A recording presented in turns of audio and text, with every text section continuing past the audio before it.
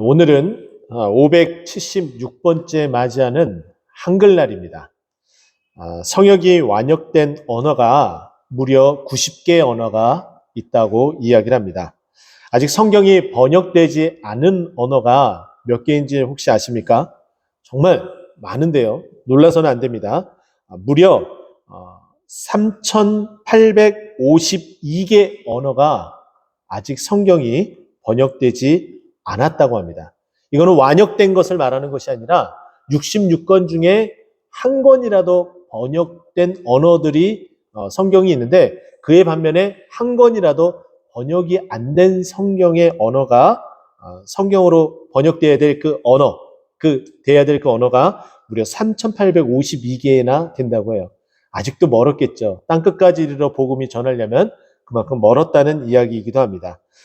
그에 반면에 우리나라는 지금 성경이 완역됐다고 우리는 알고 있는 것처럼 이것만큼 큰 은혜가 있지 않습니까? 이렇게 우리나라는 성경이 믿음의 초창기부터 번역되기 시작을 했습니다. 무려 1882년에 존 로스 선교사가 있는데요. 그 선교사가 최초로 한글 성경을 번역해서 우리나라에 들어오게 되었고, 또 자생적으로 1884년에는 이수정이라는 분이 우리나라 사람으로 최초로 마가복음을 번역해서 같이 성경을 읽게 되는 놀라운 일들을 맞이하게 됩니다. 이것만큼 큰 은혜가 있을까요? 이렇게 성경 66권을 통해서 우리는 손쉽게 다른 언어가 아니라 한글을 통해서 우리는 성경의 은혜를 받습니다. 큰 감동을 받기도 하죠. 그러나 호불호가 갈립니다. 하나님의 말씀은 다 좋은데도 불구하고 어떠한 분들은 자주 읽는 말씀이 있고, 어떤 분들은 또 성경을 잘 읽지 않는 본문도 생기게 됩니다. 가령 구약 성경의 시편은 우리가 참 좋아하는 내용들을 많이 갖고 있습니다. 그래서 우리가 시편 중에 최고의 시편이라고 할 수 있는 시편 23편을 읽으면서 큰 감동을 받죠. 여호와는 나의 목자시니 내게 부족함이 없으리로다. 큰 감동을 받기 때문에 또다시 그 시편을 읽고 또 읽게 됩니다. 그러나 반면에 구약 성경 가운데에 한 장으로 되어진 유일한 성경이 있습니다. 혹시 아시나요? 오바댜라는 성경이에요. 12소선지서 중에 오바댜라는 성경이 있는데, 이 성경은 거의 읽지 않는 가운데 우리가 살아갑니다. 그런 성경이 있는지도 모르는 것이 어쩌면 우리의 모습일지도 모르겠습니다. 그러나 그 말씀 가운데서도 은혜가 있고 하나님께서 분명히 우리에게 말씀하는 바가 있죠. 자, 그렇다면 성경이 이렇게 다양하게 우리나라 말로써 우리에게 이렇게 감동을 전해주는데, 똑같은 대상을 놓고서 하나님 말씀이 또 쓰여지기도 했어요. 오늘 본문에 쓰여진 니느웨에 대한 이야기, 아수르의 수도인 니느웨에 대한 이 이야기가 동일하게 그 대상을 가지고 쓰여진 두 개의 하나님의 말씀이 있습니다. 하나는 우리가 너무나 잘 알고 있는 요나서 말씀이에요. 그래서 아미떼 아들 요나에게 임한 그 요나서 말씀과, 그리고 오늘 본문 말씀이 해당되는 나훔서가 바로 니느웨에 대한, 아수르에 대한 말씀을 우리에게 해주고 있습니다. 근데 둘 다 내용이 똑같아요. 어떤 내용이 똑같으냐? 둘 다 이 아수르가, 이 니느웨가 멸망하게 된다라는 내용은 똑같습니다. 그러나 요나서는 반전을 주죠. 어떻게 반전을 줍니까? 하나님의 긍휼하신 그 사랑으로 말미암아 이 니느웨가 회개하고 돌이켜서 하나님의 그 긍휼을 받게 돼요. 그러나 종국적으로 이 니느웨, 이 아수르는 결국은 멸망하게 됩니다. 그 멸망을 이야기하는 것이 정반대, 요나서와는 정반대 이야기를 하는 것이 오늘 나훔의 말씀이에요. 자, 그러면 오늘 이 나훔 말씀을 통해서 과연 우리에게 하나님께서는 무엇이라고, 이 멸망하는 자들에 대한 이야기들을 통해서 우리에게 무엇이라고 말씀하는지 우리가 말씀을 통해 큰 은혜로 들어가도록 하겠습니다. 오늘 본문은 다 읽지 않았지만 이 멸망에 대한 이 이야기가 오늘 나훔서 3장의 전반에 걸쳐서 우리에게 소개를 해줍니다. 자, 그 가운데 몇 구절을 먼저 살펴보면은 이렇습니다. 이 나훔, 이 아수르이라는 나라가 어떠한 행태를 하고 어떠한 행보를 하는지 우리에게 소개를 해주는데요. 읽진 않았지만 9절 말씀 보면 이렇습니다.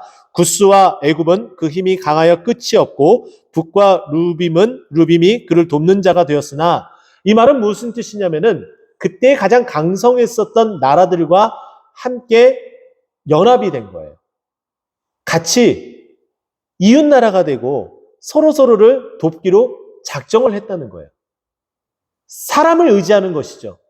그 힘을 의지하고 그 힘을 따라가겠다. 그 힘으로 인해서 내가 안전함을 받겠다라는 생각을 가지고 있었던 거예요. 자, 그러나 어떻게 됩니까? 10절 말씀 보면은 포로가 되어 사로잡혀갔고 그 어린 아이들은 길 모퉁이에서 매어침을 당하여 부서졌고 그의 존귀한 자들은 제비 뽑혀 나뉘었고 그의 모든 권세자들은 사슬에 결박되었다라고 10절에 이렇게 이야기합니다. 결국 그들을 의지하고 그들의 생각과 함께 움직였는데 그 결과는 어떻게 되었습니까? 결국은 그를 의지했었던 이 아수르가 어떻게 된다는 거예요? 포로가 되어진다는 거예요. 뿐만 아니라 아이들이 내동댕이 쳐진다는 거예요. 전쟁이 일어나게 되면 가장 힘들어지고 어려워지는 것은 노약자예요. 특별히 어린이겠죠. 아마 이 자리에 앉아 계신 분들 가운데에 40년 초반 아니면 40년 중반생으로 이 땅에 태어나신 분들이 계시다면 한국 전쟁 가운데에 고아가 되셨던 많은 분들이 계실 거예요. 혹은 이 자리에도 그때 그 전쟁을 경험하며 고아로 살아오신 분들도 계실지도 모르겠습니다. 그것처럼 이 어린아이들이 어떻게 해요? 매어침을 당해서 그와 같은 어려움을 당하게 되고 말았다라는 거예요. 또 심지어는 존귀한 자들이 제비 뽑혔다라는 이 말은 그 존귀한 자들, 이 나라를 이끌어가고 있는 그들이 어떻게 되었다는 거예요? 조롱거리가 되었다는 것이고, 또 권세자들은 사슬에 매였다는 것은 포로가 되어서 더 이상 아무것도 할 수 없는 상황에 이르렀다라는 거예요. 자, 그랬더니 하나님께서 이들에게 이런 메시지를 전해줍니다. 11절 말씀 보면은 너도 술에 취하여 숨으리라. 너도 원수들 때문에 피난처를 찾으리라. 결국은 이 아수르가 어떻게 되어졌다는 거예요? 피난처를 찾을 수밖에 없는 상황에 이르렀다. 결국은 망하게 되었다. 근데 이때에 하나님께서 아수르 왕에게 정말 희한하게 명령을 내립니다. 그 명령이 14절부터 우리에게 소개를 해줘요. 자, 그 명령을 한번 볼까요? 14절. 너는 물을 길어 에워싸일 것을 대비하며 너의 산성들을 견고하게 하며 진흙에 들어가서 흙을 밟아 벽돌 가마를 수리하라. 이거는 하나님께서 아수르에게 말하고 있어요. 뭘 하라고요? 전쟁을 대비하라는 거예요. 전쟁을 대비해서 너희가 살 길을 찾아봐라 라는 거예요. 이게 매우 정상적인 말처럼 들리지만은 조롱입니다. 너희들 어차피 멸망하게 될 건데 너희가 할 수 있는 대로 한번 최대한 너희가 강구책을 한번 마련해봐라. 어찌 되는지 한번 해봐. 너희들이 스스로 막을 수가 있을까? 한번 해보렴 라는 말이라는 거예요. 그런 뉘앙스로 우리가 들어야 돼요. 자, 그렇게 되었더니 그들이 그런 준비를 하게 되면은 그 준비들이 어떻게 산상조각 나게 되는지에 대해서 오늘 본문은 우리에게 얘기해 줍니다. 자, 그러면 이렇게 사람들이 하나님을 의지하지 않고 주님께로 가지 않고 그렇게 준비하는 그 모습들로 인해서 어떠한 최후를 맞이하게 되는지 오늘 본문을 본격적으로 살펴보도록 하겠습니다. 저는 15절에서 17절까지 이 세 구절을 통해서 첫 번째는 어떻게 이 준비가 숲으로 돌아가는지 저는 살펴보고 싶은데요. 사람이 이루게 되면 다 무너지게 됩니다. 사람이 무엇인가를 하려고 하게 되면 다 무너질 수밖에 없어요. 그렇기 때문에 우리는 누구에게로 가야 된다고요? 주님께로 가야 된다는 거죠. 그러면 사람이 준비하게 되면, 사람이 만들어가게 되면 어떻게 무너지는지 오늘 본문은 이렇게 이야기합니다. 15절 말씀 보세요. 거기서 불이 너를 삼키며 어떻게 된다는 거예요? 불이 삼킨대요. 지금 오늘 본문 말씀 보니까 진흙을 이겨서 진흙을 만들어서 흙을 밟아 벽돌을 만들 수 있는, 그 성벽을 구축할 수 있는, 적들이 쳐들어오는 것을 막아낼 수 있는 그 성벽을 수축할 수 있는 벽돌을 만드는 그 가마를 만들어 봐라 라고 이야기했어요. 그런데 그 가마는 결국은 불을 떼겠죠? 그랬더니 15절에 그 불이 결국은 어떻게 해요? 너희를 삼키게 될 것이다. 그것은 너희에게 아무런 도움이 되지 못하고 오히려 너희 자신 스스로를 불살르게 하는 도구가 될 뿐이다라고 말하고 있어요. 그러면 하나님이 이것을 하라고 명령해서 이렇게 말씀하신 것은 당연히 조롱이겠죠. 자, 그러면 계속해서 볼까요? 칼이 너를 베기를 느치가 먹는 것 같이 하리라 라고 이야기해요. 아무리 그렇게 준비를 해도 적군은 그 성벽을 뛰어넘어서 칼로서 너를 베게 되는데 그 뱀이 완벽하게 베어져서 어떻게 해요? 이 생명이 그냥 사라지게 된다는 거예요. 그 표현을 어떻게 했습니까? 느치가 먹는 것 같이 하리라 라고 되어져 있어요. 적들을 느치와 메뚜기로 표현하고 있습니다. 그들이 때를 이뤄서 다니게 되면 나만 것이 하나도 없습니다. 여러분 알고 있는 것처럼 메뚜기 때, 느치 때가 움직이기 시작하면은 그 일대의 초목이 남아나지 않는다고 이야기를 해요. 그처럼 지금 너희들의 상대하는 그 적국의 그 군사들이 느치처럼 메뚜기처럼 찾아와서 너희들을 그같이 칼로 완벽하게 죄어버려서 너희는 더 이상 살아나지 못하게 될 것이야. 이렇게 우리에게 말을 해주고 있습니다. 자, 그러면서 그 뒤에 이렇게 얘기해요. 내가 느치같이 많게 할지어다. 그리고 내가 메뚜기같이 스스로 많게 할지어다. 이 말은 뭐예요? 반대로 똑같이 너희 그 군사들을 느치같이 많게 해봐. 메뚜기같이 많게 해봐. 또다시 하나님께서 조롱하시는 거예요. 너희 스스로가 무너지지 않으려고 하나님을 의지하지 않고 너희 스스로가 군사를 만들고 아까 좀 전에 9절 말씀에 언급했던 것처럼 구스를 의지하고 애굽을 의지하고 그리고 북과 루빔을 의지해봐. 그렇게 한번 힘써봐. 애써봐. 그렇게 느치같이 메뚜기같이 너희 수를 많아지게끔 그렇게 만들어봐라 라고 이야기를 해요. 자, 그렇게 많게 해봤자 어떻게 된다고요? 다 싸그리 칼로 베어져 버린다라고 이야기를 하고 있어요. 자, 여기 보게 되면 16절에 또 우리에게 매우 중요한 이야기들도 해주고 있는데요. 내가 내 상인을 하늘의 별보다 많게 하였으나 라고 되어져 있어요. 상인이 많다라는 것은 무역이 매우 흥황했었다는 거예요. 안 그래도 이 니느웨라는 이 도시가 바로 그런 곳이었습니다. 이 니느웨가 있는 이곳은 메소포타미아 지역에 매우 강성했었던 흥황했었던 지역으로서 티그리스 강을 끼고 있었습니다. 이 티그리스 강이 어디까지 흘러가요? 바다까지 흘러가게 돼요. 그래서 해상 무역이 매우 융성했었던 곳이에요. 무역이 융성하게 되면은 뭐가 자꾸 많아집니까? 재화, 물질이 많아져요. 그렇게 많아진 그 부와 그 권력을 가지고 다른 나라를 정복하고 힘으로 그것을 파헤치며 나아가는 것이 그들의 모습이었습니다.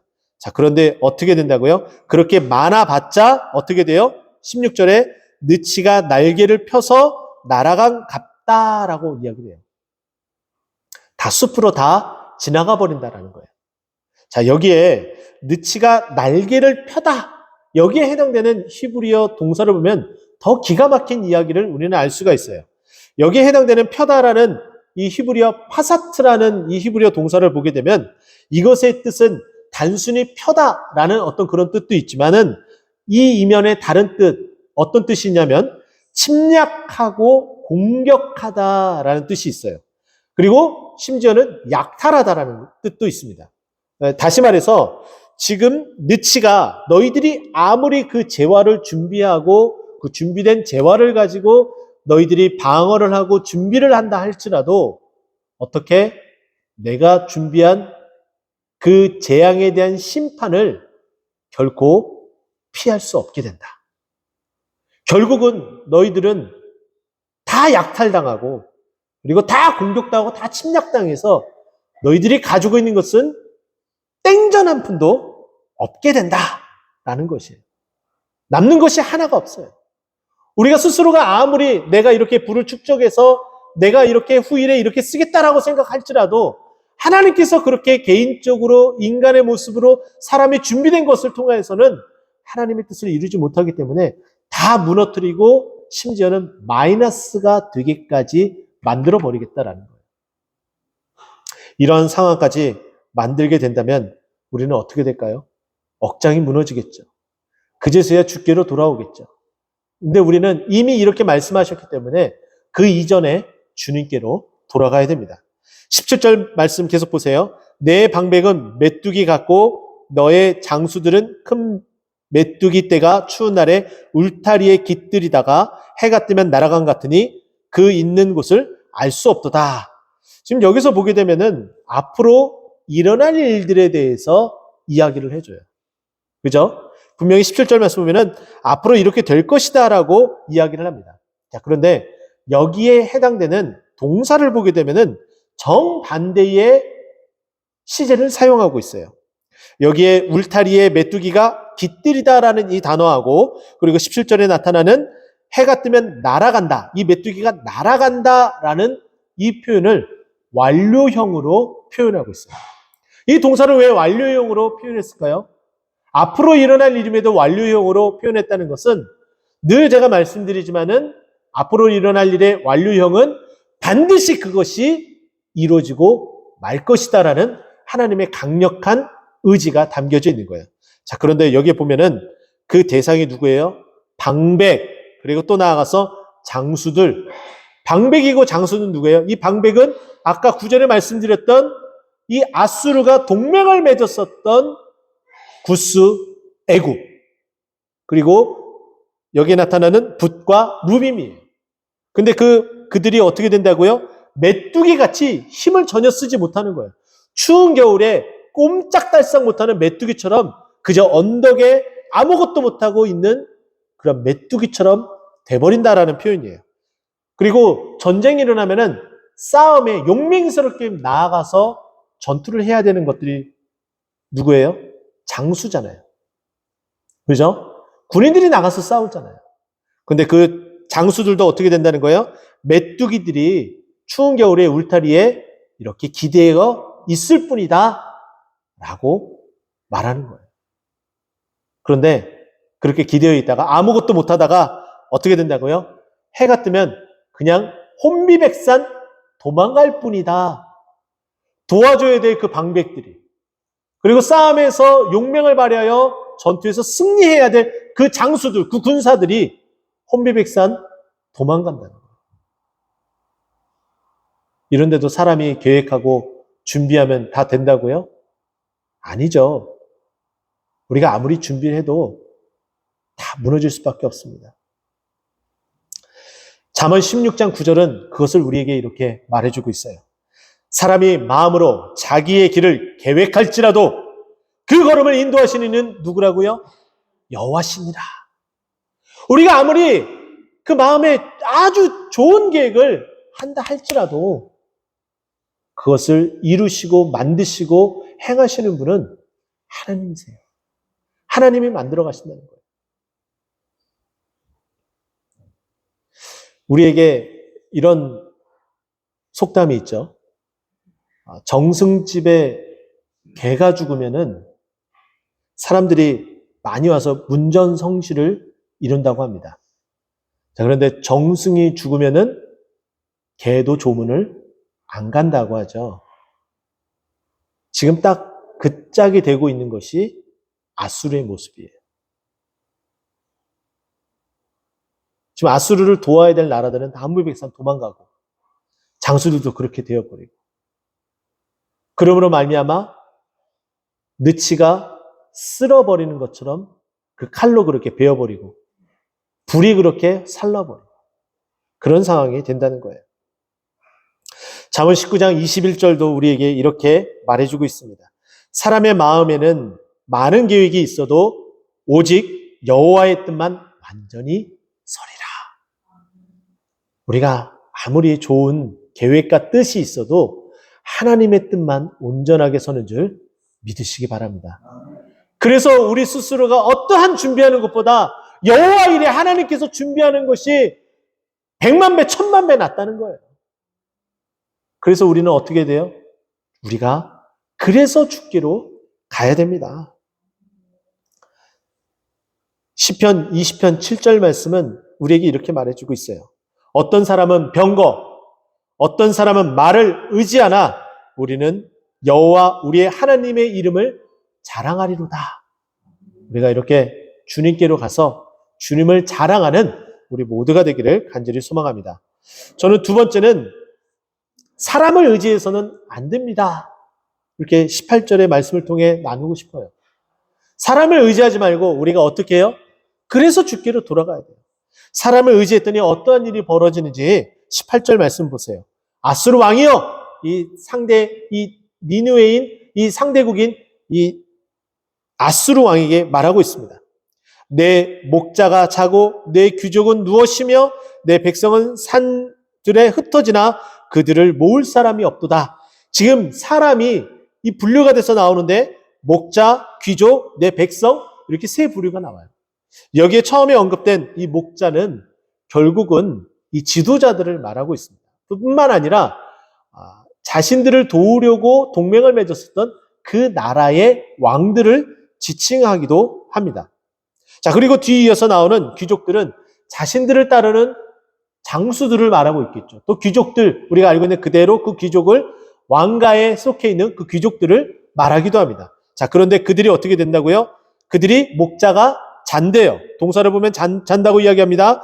그리고 또 그 귀족은 누워 쉰다고 이야기를 해요. 자, 이 부분을 우리가 잘 보지는 않을 거예요, 여러분들은. 근데 공동 번역을 보면은 매우 우리가 이 말씀이 어떻게 해석되어지는지 정확하게 알 수가 있어요. 자, 여기에 보게 되면 목자는 영영 잠들었구나라는 표현을 써요. 목자가 영영 잠들었대요. 목자와 함께 손을 붙들고 한 사람이라도 더 모아서 적군과 싸워서 이 전쟁에서 이겨나가야 되는데, 근데 그 목자들이 어떻게 됐다고요? 영영 잠들었다라는 표현을 써요. 그리고 그 귀족에 대해서는 뭐라고 이야기하는지 공동 번역을 보면은 이렇게 표현합니다. 그 귀족은 깰 수 없는 잠에 빠졌구나. 그냥 잠이 아니라 깰 수 없는 잠에 빠졌다라고 이야기해요. 이 목자와 이 귀족 동일한 내용을 말하고 있지 않습니까? 표현은 달라요. 목자는 자고 귀족은 쉰다. 우리 한글 성경에는 이렇게 되어 있지만 히브리어 원어의 그 동사에 가장 흡사하게 해석하고 있는 공동 번역은 영영 잠들었구나, 그리고 깰 수 없는 잠에 빠져들었구나 라고 표현하고 있어요. 이 말은 결국은 다 죽었다라는 거예요. 의지해야 되고 붙들어야 될 그 사람들이 다 어떻게 됐다는 거예요? 죽었다는 거예요. 이제 의지할 수 없다는 거예요. 그런 상황에 놓여졌다라는 거예요. 이것을 이미 하나님께서 우리에게 시편을 통해 정확하게 말해주고 있어요. 시편 146편 3절 말씀인데요. 귀인들을 어떻게 의지하지 말며 도울 힘이 없는 인생도 의지하지 말지니. 우리를 도울 수 없는 그 인생 의지하지 말래요. 그리고 귀인들, 능력 있는 사람들 우리를 도와줄 것 같죠? 아니요. 의지해봤자 아무 도움도 받지 못합니다. 그렇게 하지 말라고 이야기를 하고 있어요. 백성들은 어떻게 됐습니까? 이렇게 귀족들은 다 죽어나가고 그리고 목자들도 다 죽어나간 마당에 백성들이야 오죽하겠습니까? 백성들의 상태를 보세요. 산들에 흩어졌다라는 거예요. 백성들은 놀라서 혼비백산에서 다 달아나 버린 거예요. 백성들이라도 힘을 모아서 싸우면은 이길 수가 있겠죠. 우리가 알고 있는 것처럼 우리나라의 역사 가운데에 많은 밀란, 외란, 그런 호란들이 있었습니다. 그때마다 나라가 부패해서 힘들고 어려울 때마다 민중들이 일어났어요. 백성들이 일어났어요. 그래서 의병장들이 나타나게 되고 그 싸움 가운데 특별히 우리가 잘 알고 있는 행주대첩, 행주산성 같은 싸움을 보게 되면 부녀자들이 그 행주치마에 돌을 담고서 성벽으로 오르는 왜군들에게 그 돌을 던져서 그 싸움에 승리하게 되잖아요. 이렇게 백성들이 일어나서 똘똘 뭉쳐서 싸우더라도 될까 말까예요. 겨우 승리할까 말까입니다. 자, 그런데 무슨 일이 벌어져요? 그 백성들마저도 다 뿔뿔이 흩어진다는 거예요. 그 상황이 돼버리고 말았다는 거예요. 그리고 더 나아가서 마지막 부분 보세요. 18절. 그들을 모을 사람이 어떻게 된다고요? 없도다. 모든 전쟁이 다 끝나고 나서는 그 전후 사후 처리가 중요하겠죠? 재건을 해야 됩니다. 재건을 위해서는 사람이 필요하고 물질이 필요하고 여러 도움이 필요합니다. 그런데 그 모을 사람이 없을 정도로 다 흩어졌다는 거예요. 더 이상 의지할 사람이 한 사람도 없다는 거예요.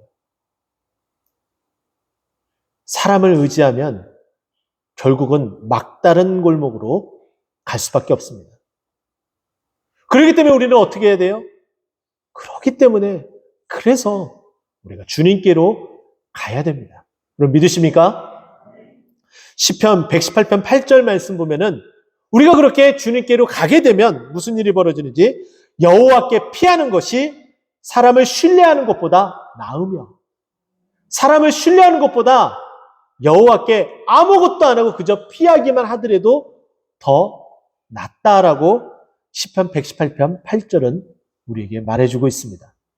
사람을 의지하기보다는 주님 앞에 나와 주님께 피하여 주님께 간절히 부르짖어 주님께로 가서 주님의 도움을 구하고 주님의 그 도우심으로 승리함을 받는 저 여러분 되길 간절히 축원드립니다. 마지막 세 번째는 19절 말씀인데요. 우리의 연약함이 최대 약점이에요. 그래서 우리가 주님께로 가야 됩니다. 19절 말씀 보세요. 내 상처는 고칠 수가 없고 지금 우리의 상태가 어떠한 상태라는 거예요? 상처라는 표현을 쓰고 있습니다. 상처를 입었다는 거예요. 여러분 일주일 동안 세상 가운데 살아오면서 여러 모양으로 상처를 입으셨죠? 잘 되다가도 안 되는 일이 많으셨고 또 어떤 분들은 처음부터 끝까지 안 되는 일만 있었을지도 모릅니다. 겨우 간간히 버티고 버텨서 이 자리에 있는 힘을 다해 와 앉아 계시는 줄 저는 알고 있습니다. 우리 주님도 알고 계시고요. 자, 근데 여기에 여러분이 받은 그 상처, 이들이 받은 그 상처에 대해서 뭐라고 이야기하는지 히브리어 원어를 보게 되면은 쉐베르라는 단어를 사용하고 있어요. 이 상처는 정말 고칠 수가 없는 이 표현인데 이것은 단순한 그 상처가 아니라 성이나 큰 건물이 파괴되었다라고 쓸 때에 쓰는 단어가 이 쉐베르예요. 그러니까 우리의 가장 중심이 되고 가장 든든하게 매김을 할 수 있는 그 성이 무너졌다는 거예요. 그런 상태가 지금 네가 입은 상처다라는 거예요. 근데 하나님께서 뭐라고 이야기해요? 그렇게 상처를 받았기 때문에 너희는 고칠 수가 없다. 그렇게 연약한 존재다라고 말해주고 있어요. 그리고 또 계속해서 내 부상은 중하다. 내 부상이 매우 심각하다라는 거예요. 자, 여기에 부상이라는 표현이 나오는데 이 부상에 해당되는 히브리어 마카라는 단어를 쓰고 있는데요. 이것은 어떤 특정한 지역에 내려지는 아주 극심한 재앙을 쓸 때에 이 단어를 사용한다고 합니다. 마카.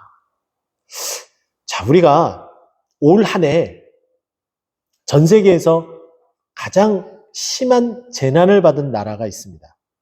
우리하고 너무 멀리 떨어져 있기 때문에 우리는 잘 귀담아 듣지 않아요. 아, 그냥 그렇구나 하고 넘어가게 되죠. 그 나라는 파키스탄이라는 나라입니다. 파키스탄이라는 이 나라가 6월부터 9월까지 우기, 우리나라로 말하면 장마철이에요. 3개월 동안 긴 장마철을 지내는데 이때 지금 내렸던 비가 무려 평소에 내렸었던 비의 3배, 많게는 3배까지 엄청난 폭우가 쏟아졌다고 합니다. 우리가 뉴스 기사를 통해서 또 뉴스 헤드라인을 통해서 보셨던 분들은 다 아실 거예요. 무려 국토의 3분의 1이 물에 잠겼다고 합니다. 이 파키스탄의 행정구역으로 154개로 나눠지는데 그중에 116개가 물에 잠겨지고 물의 피해를 입었다고 보도가 되어지고 있습니다. 무려 이재민, 수재민은 우리나라 인구의 절반이 넘는 3천만 명에 달한다고 말하고 있습니다. 이들에게 내려진 이 막대한 재앙과 같은 이 재앙, 그것이 어떻게 된다고요? 그렇게 부상을 입었다는 거예요. 이렇게 막대한 재앙처럼 입는 그 상황을 네가 지금 부상을 당했어. 그런데 네가 일어설 수 있을 것 같아? 너 재생, 회생 불가능이야. 라고 이야기를 하는 거예요. 그러니까 그 말씀을 보세요. 그 뒤를 보세요. 내 소식을 듣는 자가 다 너를 보고 어떻게 한다고요? 손뼉을 친대요. 근데 그 손뼉치는 대상자들이 누군지 한번 보세요. 그들이 항상 내게 행패를 당하였음이 아니더냐. 이 아수르에 의해서 행패를 당했었던 나라들이 두려우면, 이들이 다시 재건되어지면은 또다시 그런 행패를 당할 거 아니에요. 그럼 무서워서라도 도움을 주는 신용이라도 할 겁니다. 자, 그런데 이들이 봐도 자신들이 그렇게 억압을 당하고 힘듦과 고충 가운데 있었던 그 시간들을 뒤로하면서 이들을 바라보더라도 쟤네들 저거 회생 불가능이네 이렇게 딱 판단이 쓴 거예요. 그러니까는 하하호호 하면서 손뼉치며 조롱하는 거예요. 아수르는 이렇게 완벽하게 멸망하고 역사 속에서 완전히 사라지게 됩니다. 이렇게 병약한 자들이에요. 이들이 요나서에 있는 그 말씀처럼 금식하고 회개했다면 이런 멸망까지 가게 되었을까요? 안 가겠죠. 그러나 그들은 잠시 잠깐의 그 요나서의 회개 뒤로 하고 다시금 그들의 걸었었던 그 행보를 걷게 되므로 결국에는 자신들의 그 연약한 육체가 결국은 무너지고 망그러지는 그런 사태에 이르렀고 결국은 조롱거리까지 되는 이런 상황이 이렇습니다. 우리도 연약해서 쓰러질 수 있겠죠. 무너질 수 있겠죠. 우리는 그런 존재입니다. 그렇기 때문에 우리는 어떻게 돼요? 주님을 붙잡아야 돼요. 그래서 주님께로 가야 되는 줄 믿으시기 바랍니다. 우리 스스로가 만드는 모든 것들 뛰어나지 않아요. 우리가 의지하려고 하는 그 사람들 의지할 대상이 아니에요. 우리 스스로를 판단하고 우리가 면밀히 우리 스스로를 바라봤을 때에 우리는 연약한 존재예요. 그래서 주님께로 가야 됩니다. 속수일체의 신앙을 붙들고 그래서 주님께로 가야 돼요. 이와 같은 믿음을 가지고 믿음의 행진을 다하여서 이번 일주일간도 정말 힘들고 어려운 이 세상 가운데 그 싸움 가운데에 승리하며 돌아오는 우리 모두가 되기를 간절히 소망합니다. 그때 돌아오며 시편 121편 1절과 2절 그 말씀을 고백하며 돌아왔으면 좋겠어요. 내가 산을 향하여 눈을 돌리라. 나의 도움이 어디서 올꼬? 지금 이스라엘 백성들이 성전을 향하여 올라가며 이 노래를 부르고 있어요. 내가 주님의 교회를 가고 있습니다. 내가 산을 향하여 눈을 들어서 주님을 바라봅니다. 내가 이렇게 주님께로 오는 이 교회 이 발걸음 이 자체가 주님의 도움이 있기 때문에 이 자리에 설 수 있습니다. 이 자리에 나올 수 있습니다. 근데 그 도움을 주는 분이 누구라고요? 2절에 천지를 지으신 여호와에게로다. 이 말은 뭐냐면은 전지전능하셔서 우리를 도우고도 남음이 있는 승리케 하는 우리 도움의 승리의 여호와 니시의 하나님이시라는 거예요. 우리가 그래서 주께로 가야 되지 않을까요? 그래서 다음 주에도 내가 그래서 주께로 갑니다. 나의 도움 천지를 지으신 여호와께 그 힘을 입고 주님께로 향합니다. 사람의 그 계획, 사람의 그 의지함, 나의 그 병약함 바라보지 않게 하여 주시고 주님만을 바라보게 하여 주시옵소서. 이 믿음으로 나아가는 우리 모두가 되기를 간절히 축원드립니다. 기도하겠습니다.